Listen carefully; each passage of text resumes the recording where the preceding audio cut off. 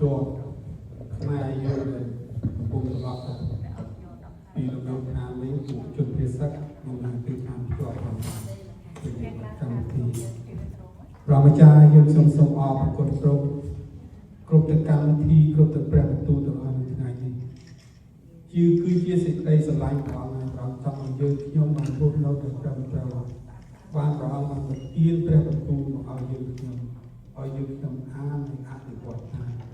អរគុណទ្រង់ព្រះម្ចាស់គ្រប់ទាំងសេចក្តីស្រឡាញ់ដែលទ្រង់មានសម្រាប់ជីវិតខ្ញុំផងដែរ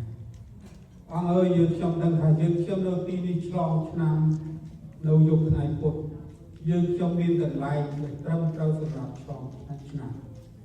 តែបងប្អូនយើងខ្ញុំព្រះម្ចាស់ជាតិសាសន៍យើងខ្ញុំដែលបានភៀសខ្លួនចេញពីលំនៅឋានពីជនភៀសសាសន៍ព្រះម្ចាស់គេគ្មានកន្លែងឆ្លងឆ្នាំទេគេគ្មានផ្ទះនឹងត្រឡប់ទៅវិញទេផ្ទះភៀសច្រើនបានកំទេចចោលដោយសារសង្គ្រាមព្រះម្ចាស់សូមព្រះអង្គកំសាន្តចិត្ត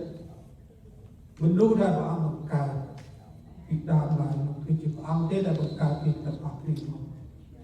សូមព្រះអង្គកំសាន្តចិត្តពួកគាត់ព្រះម្ចាស់សូមឲ្យដំណឹងល្អទៅដល់ពួកគាត់ហើយសូមព្រះវិញ្ញាណនៃព្រះដែលទ្រង់គង់នៅលើផែនដីធ្វើការក្នុងចិត្តគាត់ពួកគាត់ឲ្យគាត់បើកចំហទទួលព្រះយេស៊ូវគ្រីស្ទព្រះអង្គជាព្រះនិសន្តិភាពព្រះអង្គជាព្រះដែលកំសាន្តចិត្តព្រះអង្គជាព្រះដែលប្រទានពរគ្រប់ទាំងអស់នៅលើផែនដីនេះគុណអរគុណទ្រង់ណាស់អង្គឲ្យយើងខ្ញុំនឹងបែកគ្នាទៅទាំងពេលសូមព្រះអង្គគង់ជាមួយយើងខ្ញុំឲ្យថែរក្សាយើងខ្ញុំថ្ងៃស្អែកមានអ្នកខ្លះទៅចេញប្រកបទៅការងារអ្នកខ្លះក៏យកមកផងសូមអង្គប្រទានពរយើងខ្ញុំគ្រប់ទាំងដំណើរជីវិតនេះក្នុងចា៎ហើយសូមឲ្យព្រេងតាំងថ្មីរបស់ទ្រង់សន្តិដ្ឋលើយើងខ្ញុំនៅក្នុងឆ្នាំថ្មីនេះព្រះអង្គចា៎ជាបរិបូរណ៍សូមព្រេងតាំងទ្រង់ស្រោចលើប្រជារាស្ត្រទ្រង់គុណអរគុណទ្រង់ឲ្យឆ្នាំថ្មីសូមឲ្យយើងខ្ញុំបានធ្វើការថ្វាយទ្រង់ដោយត្រឹមត្រូវព្រះអង្គចា៎ដោយប្រកបដោយមកពីទ្រង់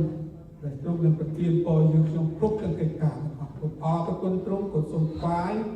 គ្រប់ទាំងកម្មវិធីគ្រប់ទាំងសំណូមដែលយើងខ្ញុំសូមបានដល់ទ្រង់នៅពេលនេះក្នុងព្រះនាមព្រះយេស៊ូវគ្រីស្ទអាមែ